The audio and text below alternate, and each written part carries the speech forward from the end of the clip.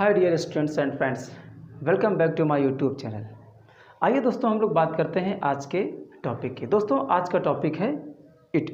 दोस्तों इट का एक लेक्चर हमने बता दिया है और उसके सेकंड लेक्चर में हम लोग कुछ और मोस्ट इम्पॉर्टेंट रूल्स की बात करेंगे। दोस्तों लेक्चर फर्स्ट जिसने भी नहीं देखा है प्लीज़ उसको आप बहुत ज़्यादा केयरफुली वॉच करें। तो दोस्तों आज हम लोग देखते हैं लेक्चर 2 में कितने इम्पॉर्टेंट रूल लिए हैं। दोस्तों इट आप कोई भी एग्ज़ाम की प्रिपरेशन कर रहे हैं तो दोस्तों इट सबके लिए बहुत ज़्यादा इम्पॉर्टेंट है। और यदि आप अपनी केवल इंग्लिश को बूस्ट करना चाहते हैं तो भी दोस्तों आप इट को पढ़ सकते हैं और हमारे चैनल को सब्सक्राइब कर सकते हैं। और दोस्तों यदि हमारी वीडियो को आप पहली बार देख रहे हैं तो प्लीज़ चैनल को एक बार सब्सक्राइब और लाइक ज़रूर करें। तो आइए दोस्तों हम लोग बात करते हैं यूज़ ऑफ इट की। दोस्तों पिछले लेक्चर में हमने बताया था कि इट का प्रयोग हम लोग कब करते हैं। तो पिछले लेक्चर में हमने बताया था कि जब भी किसी सेंटेंस में समय, मौसम, दिन, तारीख, महीना ये आए तो वहाँ सब्जेक्ट इट माना जाता है। फिर मैंने एक रूल और बताया था कि जब कोई सब्जेक्ट ना हो वहाँ पर भी इट का यूज करते हैं। फिर मैंने समय की बात की थी, अगर सेंटेंस में समय हो तो वहाँ पर भी हम लोग इट की बात करते हैं। तो आइए दोस्तों आज के टॉपिक में और कौन कौन से हमने इम्पॉर्टेंट रूल्स लिए हैं। दोस्तों यूज़ ऑफ इट, यहाँ सबसे पहले मैंने नोट लिखा है और नोट में लिखा है जहाँ सब्जेक्ट नहीं होता है। दोस्तों जहाँ सब्जेक्ट नहीं होता है वहाँ पर हम सब इट को सब्जेक्ट की जगह पर रखते हैं। जैसे कि यहाँ पे लिखा हुआ है पढ़ाना कठिन है। दोस्तों लिखा है पढ़ाना कठिन है, तो पढ़ाने में सब्जेक्ट क्या है, पढ़ाना तो मेन वर्ब हो गया। यहाँ पे सब्जेक्ट नहीं मिल रहा है इसलिए यहाँ पे हम लोग रखेंगे सब्जेक्ट इट। जैसे कि यहाँ पे एग्जांपल लिखा हुआ है सड़क पर खेलना गलत है या खतरनाक है। तो इस तरीके के जो सेंटेंस आते हैं वहाँ पर सब्जेक्ट नहीं दिया हुआ है और जहाँ दोस्तों सब्जेक्ट नहीं होता है वहाँ सब्जेक्ट हमें इट लगाना होता है। तो दोस्तों हम लोग देखते हैं कैसे बनाएंगे। यहाँ लिखा है पढ़ाना कठिन है। दूसरा लिखा है ताज़ा भोजन करना स्वास्थ्य के लिए लाभदायक है। थर्ड लिखा है चोरी करना पाप है। और फोर्थ नंबर लिखा है सड़क पर खेलना खतरनाक है। दोस्तों ये चारों सेंटेंसेस में आपको एक चीज़ तो पक्की हो गई है कि इन चारों सेंटेंसेस में सब्जेक्ट नहीं दिया है, काम करने वाला यहाँ पे नहीं दे रहे हैं। और जब काम करने वाला नहीं है तो वही तो सब्जेक्ट होता है। इसका मतलब क्या है, यहाँ दोस्तों सब्जेक्ट नहीं है। अब दोस्तों यहाँ जब सब्जेक्ट नहीं है, नोट हमारा क्या है, जहाँ सब्जेक्ट नहीं होता वहाँ हम सब्जेक्ट रखते हैं इट। तो दोस्तों अब हम इसको बनाना शुरू करते हैं। लिखा है पढ़ाना कठिन है, तो पढ़ाना कठिन है, यहाँ सब्जेक्ट नहीं है तो सब्जेक्ट हम रखेंगे इट। तो दोस्तों इसको बनाएंगे इसे। सबसे पहले लिखा हमने इट और दोस्तों हमने बता दिया था कि इट अगर प्रेजेंट टेंस में होगा, अगर इट प्रेजेंट टेंस में होगा तो लगाते हैं इज। अगर इट पास्ट टेंस में होगा तो लगाएंगे वाज, ये हेल्पिंग वर्ब है। और इट अगर फ्यूचर टेंस में है तो वहाँ हम लगाएंगे विल बी। दोस्तों समझ में आया होगा, फिर से बता देता हूँ। अगर इट वाला सेंटेंस प्रेजेंट टेंस का है तो इट के तुरंत बाद आप लगाएंगे इज, और पास्ट टेंस में अगर है तो इट के बाद लगाएंगे वाज। इट के बाद इंट्रोगेटिव हो तो पहले भी लग जाएगा इट के साथ। प्रेजेंट टेंस में इट के साथ इज लगेगा, पास्ट टेंस में इट के साथ वाज लगेगा और फ्यूचर टेंस में इट के साथ विल बी लगेगा। तो दोस्तों यहाँ पे सबसे पहले किया हमने इट, प्रेजेंट टेंस है तो इट के साथ लगेगा इज, तो इट इज। अब क्या है, कठिन है, तो कठिन की हम लोग यहाँ रखेंगे डिफिकल्ट।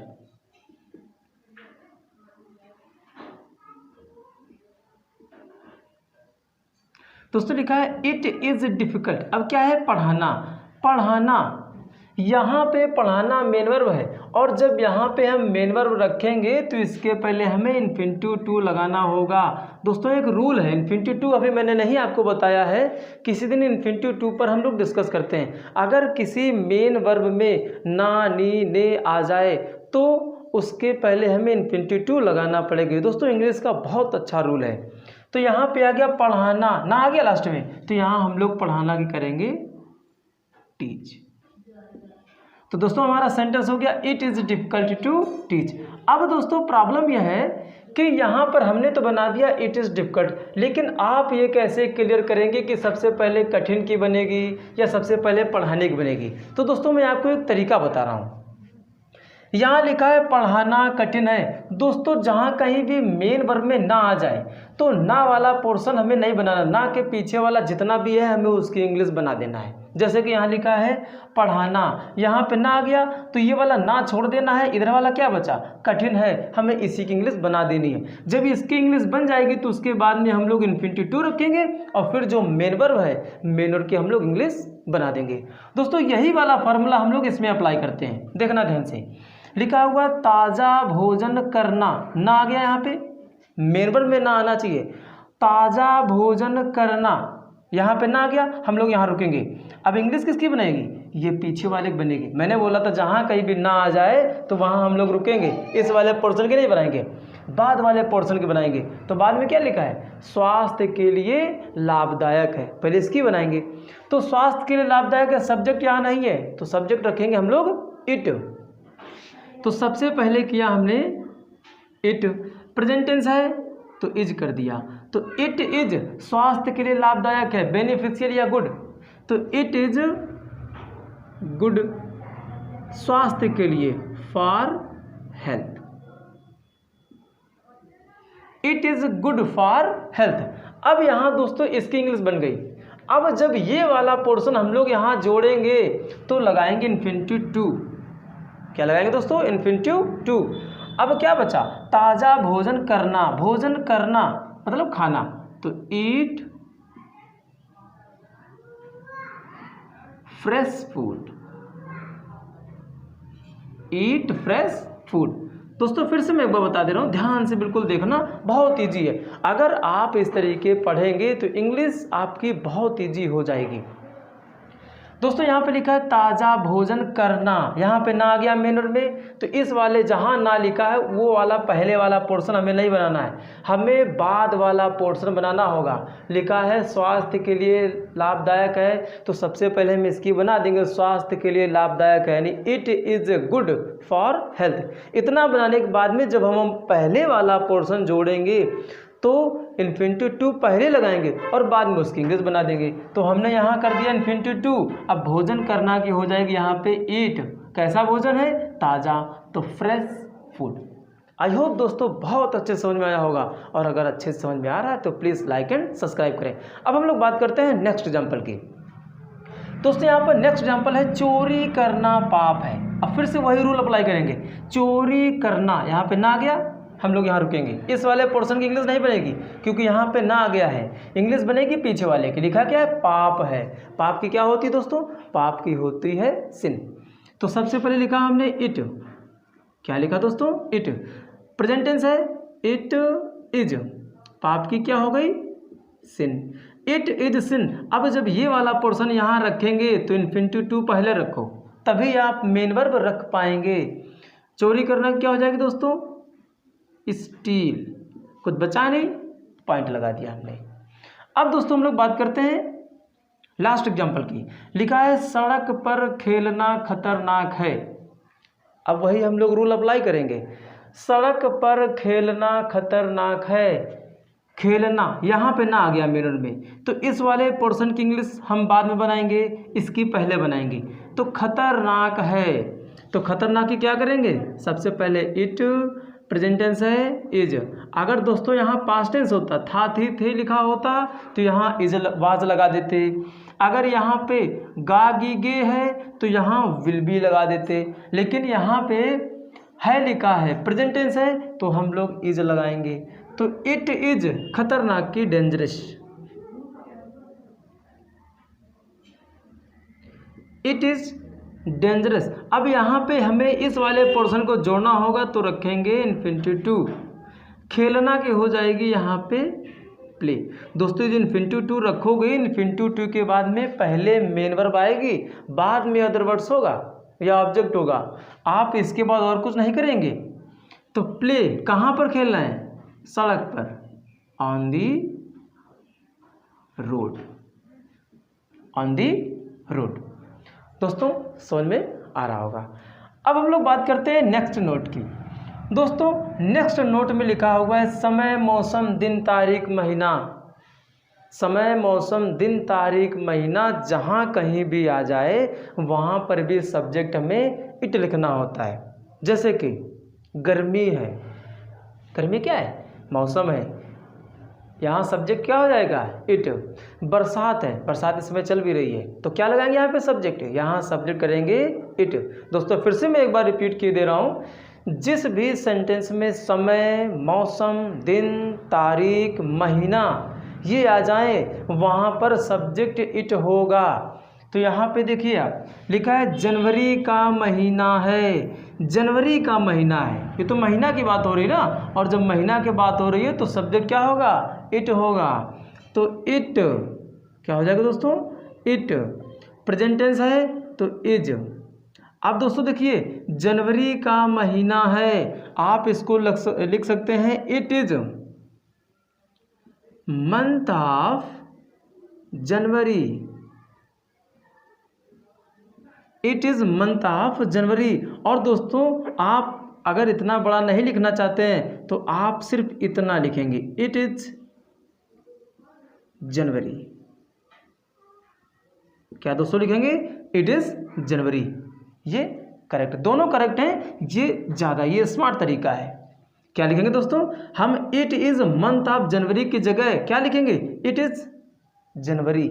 उसी तरह यहाँ पे लिखा है मार्च का महीना है, तो मंथ ऑफ मार्च नहीं करेंगे हम यहाँ सिर्फ करेंगे इट इज मार्च। क्या करेंगे दोस्तों? इट इज मार्च। अब यहाँ लास्ट एग्जांपल इसका है, इस वाले टॉपिक का। अब 4 बजे हैं, टाइम की बात कर रहे हैं, यहाँ टाइम की बात कर रहे हैं। जब टाइम की बात करते हैं तब भी इट लगाते हैं। तो सबसे पहले किया हमने यहाँ पे इट इज, प्रेजेंट टेंस है, तो इट इज कितने बजे हैं? 4 बजे हैं। तो दोस्तों यहाँ 4 तो कर दिया 4, बजे की होती है ओ क्लॉक। क्या होती है? ओ क्लॉक। It is 4 o'clock। कब? अब। तो किया हमने नाउ। अब दोस्तों एक और नोट की बात करते हैं।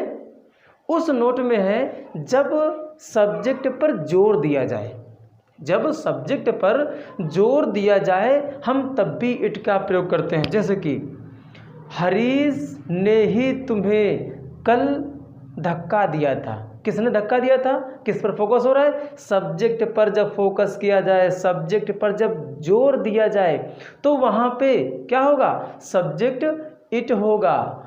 हरीश ने ही कल तुम्हें धक्का दिया था। विनोद ही तुम्हें सारा पैसा देता है। कौन पैसा देता है? विनोद ही तुम्हें सारा पैसा देता है। तो फोकस कर रहे हैं सब्जेक्ट पर, तो यहाँ भी इट लगेगा। दोस्तों हम लोग बात करते हैं एग्जाम्पल से। दोस्तों सबसे पहले हम बात कर लेते हैं यहाँ पे स्ट्रक्चर की। ये स्ट्रक्चर है जब किसी सेंटेंस में जोर दिया जाए सब्जेक्ट पर, जब किसी सेंटेंस में सब्जेक्ट पर जोर दिया जाए तो वहाँ पर भी इट का यूज करते हैं। सबसे पहले दोस्तों हम इसके स्ट्रक्चर की बात करते हैं ताकि आपको इस तरीके के सेंटेंस बनाना बहुत ही आसान हो जाए। तो दोस्तों यहाँ पे लिखा है सबसे पहले अगर किसी भी सेंटेंस में सब्जेक्ट पर जोर दिया जाए, जैसे कि हरीश ने ही तुम्हें धक्का दिया था। तुम्हें धक्का किसने दिया था? तो किस पर फोकस हो रहा है? हरीश। हरीश ने ही तुम्हें धक्का दिया था। वो धक्का देने वाला कौन था? वो धक्का देने वाला कोई और नहीं, वो था हरीश। तो फोकस किया जा रहा है हरीश पर। दूसरा क्या लिखा है? विकास ही दिल्ली गया था। विकास जाने वाला कौन था? तो दिल्ली जाने वाला यहाँ था विकास। विकास पर ही फोकस किया जा रहा है। तो इस तरीके के जो सेंटेंसेस होते हैं उनको बनाने का हमने यहाँ पे स्ट्रक्चर लिखा है। सबसे पहले हम लोग देख लेते हैं स्ट्रक्चर, इसके बाद आप इजीली इसको सॉल्व कर लेंगे। तो दोस्तों सबसे पहले लिखेंगे हम लोग इट। इट के बाद में helping verb is, was, will be, जो भी एप्लीकेबल होगा उसके बाद में रखेंगे मेन सब्जेक्ट। अब यहाँ दोस्तों मेन सब्जेक्ट क्या है, इट तो डमी सब्जेक्ट है। मेन सब्जेक्ट जिसकी बात की जा रही है, जैसे कि हरीश है, विकास है, मैं हूँ, निकिता है, ये क्या हो गए, ये हो गए मेन सब्जेक्ट। और उसके बाद में रखेंगे हम लोग हु। अब हु के बाद में यहाँ पे जो हेल्पिंग वर्ब है वही हेल्पिंग वर्ब यहाँ रखेंगे। अगर हेल्पिंग यहाँ नहीं रखी जा रही है तो मेन वर्ब आ जाएगा। तो दोस्तों हम लोग एग्जाम्पल से सीखते हैं। सबसे पहला एग्जाम्पल ये लिखा हुआ है, हरीश ने ही तुम्हें धक्का दिया था। तो हरीश ने ही तुम्हें धक्का दिया, तो सबसे पहले क्या करेंगे, सबसे पहले इट, तो हमने कर दिया it. Present tense past tense है, तो जब ये पास्ट टेंस है तो लगाएंगे हम लोग वाज। अगर प्रेजेंट टेंस होता तो लगाते इज। तो हरीश ने ही तुम्हें धक्का दिया था, तो इट वाज, मेन सब्जेक्ट क्या है यहाँ पे, हरीश। सबसे पहले इट, फिर यहाँ हेल्पिंग और वाज, फिर मेन सब्जेक्ट क्या हो गया, हरीश। तो हरीश ने ही, तो इट वाज हरीश तुम्हें धक्का दिया था, तो क्या रखेंगे, अब पहले रखेंगे हम लोग हु। अब ये सेंटेंस पास्ट इंडेफिनिट टेंस है, और पास्ट इंडेफिनिट टेंस में हम लोग सेकंड फॉर्म का यूज करते हैं मेन वर्ब में। तो यहाँ क्या हो जाएगा, हु के तुरंत बाद आ जाएगा मेन वर्ब। तो धक्का देने की क्या हो जाएगी, पुश्ड। किसको धक्का दिया था, तुम्हें, तो यहाँ हो जाएगा यू। फिर से दोस्तों देख लेते हैं, हरीश ने ही तुम्हें धक्का दिया था, तो इट वाज हरीश, हरीश ही था। हु पुश्ड यू, जिसने तुम्हें धक्का दिया था, हु पुश्ड यू। दोस्तों नेक्स्ट एग्जाम्पल की बात करते हैं, सेम बन जाएगा, आप बिल्कुल भी परेशान नहीं होना। लिखा है विकास ही दिल्ली गया था, विकास ही दिल्ली गया था। तो सबसे पहले इट, पास्ट टेंस है was, it was Vikas, it was Vikas. अब क्या रखेंगे, हु, तो इट वाज विकास हु। अब यहाँ पे है पास्ट इंडेफिनिट टेंस, तो पास्ट इंडेफिनिट टेंस में हम लोग सेकंड फॉर्म लगाते हैं। तो दिल्ली गया था, तो who went to Delhi. I hope दोस्तों बहुत अच्छे समझ में आया होगा, और ये जो टॉपिक है बहुत इम्पॉर्टेंट है। अब दोस्तों नेक्स्ट की बात करते हैं। लिखा है मैं ही अंग्रेजी पढ़ाता हूँ, क्या है, मैं ही अंग्रेजी पढ़ाता हूँ। सब्जेक्ट क्या है, आई, तो सब्जेक्ट पर फोकस किया जा रहा है तो इट लगेगा। तो देखो कैसे बनाते इसको, मैं ही हूँ, मैं ही अंग्रेजी पढ़ाता हूँ, अर्थात मैं ही हूँ जो अंग्रेजी पढ़ाता हूँ। तो क्या करोगे, इट। अब दोस्तों यहाँ मैं देख के आप एम नहीं कर देना कि यहाँ पे सब्जेक्ट देखा मैं लिखा तो वहाँ एम कर दो, दोस्तों गलत हो जाएगा। यहाँ हमें सब्जेक्ट इट दिखाई पड़ रहा है, तो इट के साथ तो प्रेजेंट टेंस में इज लगाओगे। तो मैं ही अंग्रेजी पढ़ाता हूँ, तो इट इज आई। क्या लिखा है दोस्तों, इट इज आई। हु, अब ये इंडेफिनिट टेंस है। अब इंडेफिनिट टेंस में, प्रेजेंट इंडेफिनिट टेंस में सिंगुलर शब्द के साथ एस जोड़ते हैं और प्लूरल के साथ में एस नहीं जोड़ते हैं। तो यहाँ पे क्या है, इट इज़ आई, यहाँ पे आई तो प्लूरल नंबर है, तो यहाँ पे क्या है, हम एस नहीं जोड़ेंगे, तो ये हो जाएगा it is I who teach English, it is I who teach English. अब दोस्तों नेक्स्ट की बात करते हैं। लिखा है निकिता ही रोज खाना पकाती है, यह भी प्रेजेंट इंडेफिनिट टेंस का है। निकिता ही है, तो सबसे पहले किया हमने इट, प्रेजेंट टेंस है इज, तो इट इज। अब मेन सब्जेक्ट क्या है, निकिता, इट इज निकिता। अब रखेंगे हु, तो इट इज निकिता हु रोज खाना पकाती है, तो हु कुक्स, क्योंकि ये सिंगुलर नंबर है, प्रेजेंट इंडेफिनिट टेंस है। दोस्तों हु के बाद अगर सिंगुलर नंबर है तो यहाँ पे सिंगुलर माना जाएगा, अगर यहाँ प्लूरल है तो यहाँ भी प्लूरल माना जाएगा।